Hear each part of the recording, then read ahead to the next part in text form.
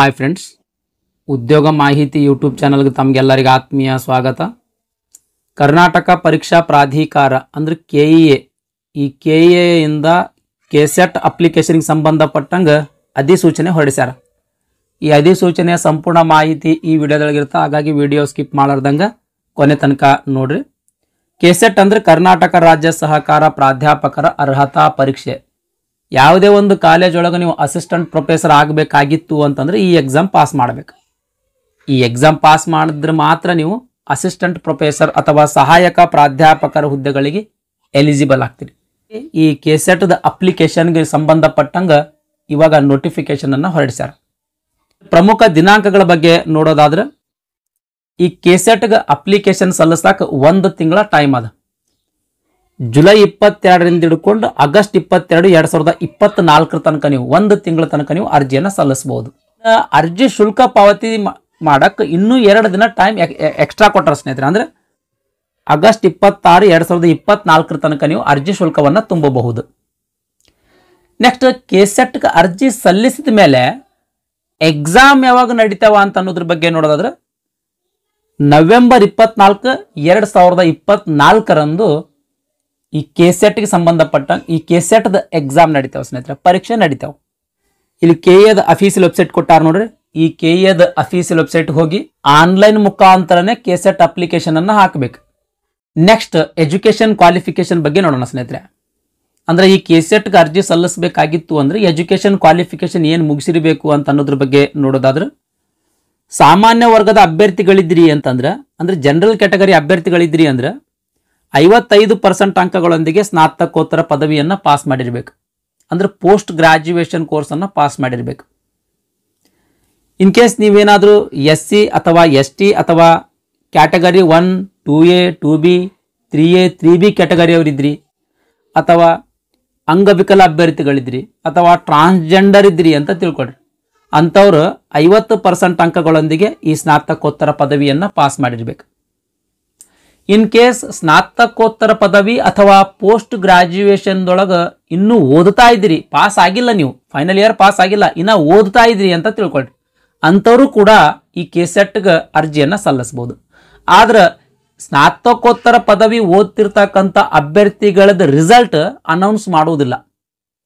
ಈ KSET notification ಏನು ಹೊರಡಿಸಿರಲ್ಲ, ಈ ಕೆಸೆಟ್ ನೋಟಿಫಿಕೇಶನ್ ದಿನಾಂಕದಿಂದ 2 ವರ್ಷದ ಒಳಗಡೆನೆ ಸ್ನಾತಕೋತ್ತರ ಪದವಿ ಪಾಸ್ ಮಾಡಿದ್ದಕ್ಕೆ ಸಂಬಂಧಪಟ್ಟಂಗ ಅಂಕಪಟ್ಟಿ ನೀವೇನಾದ್ರೂ ಸಬ್ಮಿಟ್ ಮಾಡಿದ್ರಿ ಅಂತಂದ್ರೆ ನಿಮ್ದು ರಿಸಲ್ಟ್ ಅನೌನ್ಸ್ ಮಾಡ್ತಾರ. ಅಲ್ಲಿ ತನಕ ನಿಮ್ದು ರಿಸಲ್ಟ್ ಅನೌನ್ಸ್ ಮಾಡಂಗಿಲ್ಲ. ನೆಕ್ಸ್ಟ್, ವಯೋಮಿತಿ ಬಗ್ಗೆ ನೋಡೋದಾದ್ರೆ, ಸ್ನಾತಕೋತ್ತರ ಪದವಿ ಪಾಸ್ ಮಾಡಿರ್ತಕ್ಕಂಥ ಎಲ್ಲಾ ಅಭ್ಯರ್ಥಿಗಳ ಈ ಕೆಸೆಟ್ಗೆ ಅರ್ಜಿ ಸಲ್ಲಿಸಬಹುದು. ಇದಕ್ಕೆ ಗರಿಷ್ಠ ವಯೋಮಿತಿ ಇರಂಗಿಲ್ಲ. ಎಷ್ಟು ವರ್ಷ ವಯಸ್ಸಿನವರು ಬೇಕಾದರೂ ಕೂಡ ಅರ್ಜಿಯನ್ನು ಸಲ್ಲಿಸಬಹುದು. ನೆಕ್ಸ್ಟ್, ಅರ್ಜಿ ಶುಲ್ಕದ ಬಗ್ಗೆ ನೋಡೋದಾದ್ರೆ, ಜನರಲ್ ಕ್ಯಾಟಗರಿಯ ಅಭ್ಯರ್ಥಿಗಳಿಗೆ, ಆಮೇಲೆ ಕ್ಯಾಟಗರಿ 2A, 2B, 3A, 3Bಗೆ ಸೇರಿದ ಅಭ್ಯರ್ಥಿಗಳಿಗೆ 1000 ರೂಪಾಯಿ ಅರ್ಜಿ ಶುಲ್ಕ ಇರ್ತದೆ. ನೆಕ್ಸ್ಟ್, ಕ್ಯಾಟಗರಿ 1, SC, ST ಅಂಗವಿಕಲ ಅಭ್ಯರ್ಥಿಗಳು, ಆಮೇಲೆ ಟ್ರಾನ್ಸ್ಜೆಂಡರ್ ಅಭ್ಯರ್ಥಿಗಳಿಗೆ 700 ರೂಪಾಯಿ ಅರ್ಜಿ ಶುಲ್ಕ ಇರ್ತದೆ ಸ್ನೇಹಿತರೆ. ಇಲ್ಲಿ 700 ರೂಪಾಯಿ ಅರ್ಜಿ ಶುಲ್ಕ ಇರ್ತದ ಅಂತ ಕೊಟ್ರೆ, ಇಲ್ಲಿ ಕೆಳಗಡೆ ಶುಲ್ಕ ಪಾವತಿಯ ವಿಧಾನದ ಸೆಕ್ಷನ್ದೊಳಗೆ ಇದೇ ಪ್ರವರ್ಗ 1, SC, ST, ಟ್ರಾನ್ಸ್ಜೆಂಡರ್ ಆಮೇಲೆ ಅಂಗವಿಕಲ ಅಭ್ಯರ್ಥಿಗಳಿಗೆ ಶುಲ್ಕ ವಿನಾಯಿತಿ ನೀಡಲಾಗುವುದು ಅಂತ ಕೊಟ್ಟರ ಸ್ನೇಹಿತರೆ.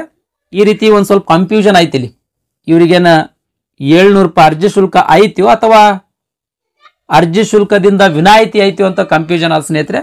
ಅರ್ಜಿ ಶುಲ್ಕ ತುಂಬುವಂತ ಸಂದರ್ಭದಲ್ಲಿ ಇದು ನಿಮಗೆ ಗೊತ್ತಾಗ್ತದೆ. ನೆಕ್ಸ್ಟ್, ಪರೀಕ್ಷೆಯ ವಿಧಾನದ ಬಗ್ಗೆ ನೋಡೋಣ ಸ್ನೇಹಿತರೆ. ಎಕ್ಸಾಮ್ ನೋಡ್ರಿ 2 ಪ್ರಶ್ನೆ ಪತ್ರಿಕೆ ಒಳಗೊಂಡಿರ್ತದೆ. ಈ 2 ಪ್ರಶ್ನೆ ಪತ್ರಿಕೆಯೊಳಗ ಬಹು ಆಯ್ಕೆ ಪ್ರಶ್ನೆಗಳಿರ್ತಾವ. ಅಂದ್ರೆ ಒಂದು ಪ್ರಶ್ನೆಗೆ 4 ಆಪ್ಷನ್ಸ್ ಇರ್ತಾವ, ಅದರೊಳಗೆ ಒಂದು ಸರಿಯಾದ ಉತ್ತರ ಇರ್ತದೆ, ಆ ಉತ್ತರವನ್ನು ಟಿಕ್ ಮಾಡೋದಿರ್ತದೆ. ಈ ರೀತಿಯ ಬಹು ಆಯ್ಕೆ ಪ್ರಶ್ನೆಗಳನ್ನ ಒಳಗೊಂಡಿರ್ತದೆ. ಈ ಎಕ್ಸಾಮ್ ನವೆಂಬರ್ 24, 2024ರಂದು ನಡೀತದೆ. ಫಸ್ಟ್ ಪೇಪರ್ ಜನರಲ್ ಪೇಪರ್ ಆಗಿರ್ತದೆ. 50 ಪ್ರಶ್ನೆಗಳಿರ್ತಾವ. ಪ್ರತಿ ಪ್ರಶ್ನೆಗೆ 2 ಅಂಕಗಳಂದ್ರೆ 100 ಮಾರ್ಕ್ಸಿಂದ ಎಕ್ಸಾಮ್ ಇರ್ತದೆ. ಪ್ರಶ್ನೆ ಪತ್ರಿಕೆ 2 100 ಪ್ರಶ್ನೆಗಳಿರ್ತಾವ. ಪ್ರತಿ ಪ್ರಶ್ನೆಗೆ 2 ಅಂಕಗಳಂದ್ರೆ 200 ಮಾರ್ಕ್ಸ್ ಇಂದ ಇರ್ತದೆ. ಈ ಪ್ರಶ್ನೆ ಪತ್ರಿಕೆ 2 ಏನದಲ್ಲ, ಸ್ನಾತಕೋತ್ತರ ಪದವಿಯೊಳಗೆ ಯಾವ ವಿಷಯದೊಳಗೆ ಸ್ನಾತಕೋತ್ತರ ಪದವಿ ಪಾಸ್ ಮಾಡಿರ್ತೀರೋ ಆ ವಿಷಯವನ್ನ ಈ ಅಪ್ಲಿಕೇಶನ್ ಹಾಕುವಂತ ಸಂದರ್ಭದಲ್ಲಿ ನೀವು ಸೆಲೆಕ್ಟ್ ಮಾಡಬೇಕಾಗ್ತದೆ. ಆ ವಿಷಯಗಳಿಗೆ ಸಂಬಂಧಪಟ್ಟಂಗೆ 200 ಮಾರ್ಕ್ಸ್ ಇಂದ ಪ್ರಶ್ನೆ ಪತ್ರಿಕೆ ಆಗಿರ್ತದೆ. ಬಟ್ ಕೆಸೆಟ್ 41 ವಿಷಯಗಳಿಗೆ ಸಂಬಂಧಪಟ್ಟಂಗ ಎಕ್ಸಾಮ್ ನಡೆಸಲಾಗ್ತದ. ಇಲ್ಲಿ 41 ವಿಷಯಗಳ ಮೆನ್ಷನ್ ಮಾಡಿದ್ದಾರೆ ಸ್ನೇಹಿತರೆ.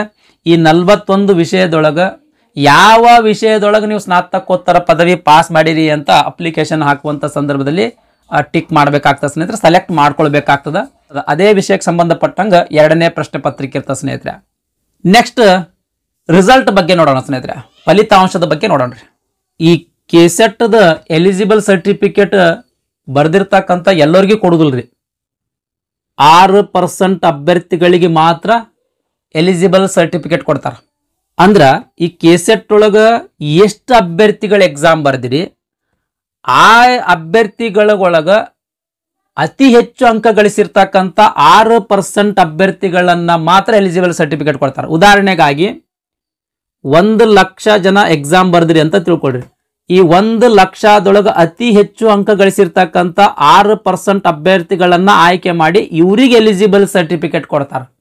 ಇನ್ನು ಕೆಸೆಟ್ಗೆ ಮಿನಿಮಮ್ ಪರ್ಸೆಂಟೇಜ್ ತಗೊಂಡ್ರೆ ಕಟ್ ಆಫ್ ಲಿಸ್ಟ್ನಾಗ ನಿಮ್ದು ಹೆಸರು ತೋರಿಸ್ತದೆ, ಬಟ್ ಎಲಿಜಿಬಲ್ ಸರ್ಟಿಫಿಕೇಟ್ ಕೊಡುದಿಲ್ರಿ. ಎಷ್ಟು ಮಿನಿಮಮ್ ಮಾರ್ಕ್ಸ್ ತಗೋಬೇಕಂದ್ರೆ ಜನರಲ್ ಕ್ಯಾಟಗರಿ ಅವರು 40% ಅಂಕಗಳು, ಆಮೇಲೆ SC ST category 1, category 2A 2B 3A 3B, ಅಂಗವಿಕಲ ಅಭ್ಯರ್ಥಿ, ಆಮೇಲೆ ಟ್ರಾನ್ಸ್ಜೆಂಡರ್ ಅಭ್ಯರ್ಥಿಗಳು 35% ಅಂಕಗಳನ್ನಾದ್ರೂ ಇಷ್ಟಾದ್ರೂ ತಗೊಳ್ಳೇಬೇಕು ಸ್ನೇಹಿತರೆ. ಇದು ಮಿನಿಮಮ್ ಮಾರ್ಕ್ಸ್ ಇದು. ನೆಕ್ಸ್ಟ್ ಪರೀಕ್ಷಾ ಕೇಂದ್ರಗಳ ಬಗ್ಗೆ ನೋಡೋಣ ಸ್ನೇಹಿತರೆ. ಇಲ್ಲಿ ಒಟ್ಟು 18 ವಿಷಯಗಳದಾವ್ರಿ. ಇಲ್ಲಿ 18 ವಿಷಯಗಳು ಕೊಟ್ಟರೆ ದಯಮಾಡಿ ವಿಡಿಯೋ ಪಾಸ್ ಮಾಡಿ ನೋಡ್ಬೇಕ್ರಿ. ವಾಣಿಜ್ಯ ಶಾಸ್ತ್ರ, ಕನ್ನಡ, ಅರ್ಥಶಾಸ್ತ್ರ, ಇಂಗ್ಲಿಷ್, ರಾಜ್ಯಶಾಸ್ತ್ರ, ಇತಿಹಾಸ, ಆಮೇಲೆ ಇಲ್ಲಿ ಅಪ್ ಟು ಇಲ್ಲಿ ತನಕ 18ನೇ ಸೀರಿಯಲ್ ನಂಬರ್ ತನಕ ಇಲ್ಲಿ ವಿಷಯಗಳು ಕೊಟ್ಟರ. ಇಷ್ಟು ವಿಷಯಗಳಲ್ಲಿ ಯಾವುದಾದ್ರೂ ಒಂದು ವಿಷಯದೊಳಗೆ ನಿಮ್ದೇನಾದ್ರೂ ಸ್ನಾತಕೋತ್ತರ ಪದವಿ ಪಾಸ್ ಆಗಿತ್ತು ಅಂತಂದ್ರೆ ಇಲ್ಲಿ ಎಕ್ಸಾಮಿನೇಷನ್ ಸೆಂಟರ್ಗಳು ಆಯ್ಕೆ ಮಾಡಬಹುದು. ಈ 18 ವಿಷಯಗಳ ಈ 12 ಪರೀಕ್ಷಾ ಕೇಂದ್ರಗಳಲ್ಲಿ ನಡೆಸಲಾಗ್ತದೆ. ಈ 18 ವಿಷಯದೊಳಗೆ ಯಾವುದಾದ್ರೂ ಒಂದು ವಿಷಯದೊಳಗೆ ನೀವೇನಾದ್ರೂ ಸ್ನಾತಕೋತ್ತರ ಪದವಿ ಪಾಸ್ ಮಾಡಿದ್ರಿ ಅಂತಂದ್ರೆ ಈ 12 ಎಕ್ಸಾಮಿನೇಷನ್ ಸೆಂಟರ್ ಒಳಗೆ ಯಾವುದಾದ್ರೂ ಒಂದು ಎಕ್ಸಾಮಿನೇಷನ್ ಸೆಂಟರ್ ಅನ್ನು ನೀವು ಆಯ್ಕೆ ಮಾಡ್ಕೊಳ್ಬಹುದು. ನೆಕ್ಸ್ಟ್ 23 ವಿಷಯಗಳ ಇಲ್ಲಿ ಕೊಟ್ಟಿದ್ದಾರೆ ಸ್ನೇಹಿತರೆ. ಇಲ್ಲಿ 23 ವಿಷಯಗಳು ಕೊಟ್ಟರ, ದಯಮಾಡಿ ವಿಡಿಯೋ ಪಾಸ್ ಮಾಡಿ ನೋಡ್ರಿ.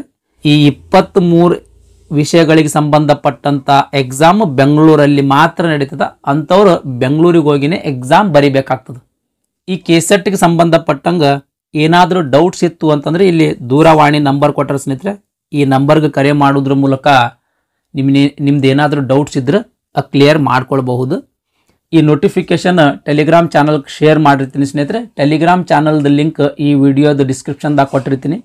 ಇನ್ನೂ ತನಕ ಯಾರು ಟೆಲಿಗ್ರಾಮ್ ಚಾನಲ್ ಜಾಯಿನ್ ಆಗಿಲ್ಲೋ ಕೂಡಲೇ ಟೆಲಿಗ್ರಾಮ್ ಚಾನಲನ್ನು ಜಾಯಿನ್ ಆಗಿ ಈ ನೋಟಿಫಿಕೇಶನನ್ನು ಡೌನ್ಲೋಡ್ ಮಾಡ್ಕೊಂಡು ಅರ್ಜಿ ಸಲ್ಲಿಸುವಂಥ ಪ್ರೋಸೆಸ್ಸನ್ನು ಒಮ್ಮೆ ಓದ್ಕೊಳ್ರಿ ಸ್ನೇಹಿತರೆ. ಓದ್ಕೊಂಡು ತದನಂತರ ಅರ್ಜಿಯನ್ನು ಸಲ್ಲಿಸ್ರಿ.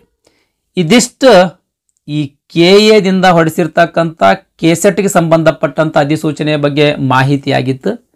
ಈ ವಿಡಿಯೋ ನಿಮ್ಗೆ ಇಷ್ಟ ಆಗಿತ್ತು ಅಂದರೆ ದಯಮಾಡಿ ಲೈಕ್ ಬಟನ್ ಮೇಲೆ ಪ್ರೆಸ್ ಮಾಡಿರಿ. ಅದೇ ರೀತಿ ನಿಮ್ಮ ಫ್ರೆಂಡ್ಸರಿಗೂ ಕೂಡ ಶೇರ್ ಮಾಡಿರಿ ಅಂತ ವಿನಂತಿಸಿಕೊಳ್ತಾ ಇವತ್ತಿನ ವಿಡಿಯೋವನ್ನು ಮುಗಿಸ್ತಾ ಇದ್ದೀನಿ. ಧನ್ಯವಾದಗಳು.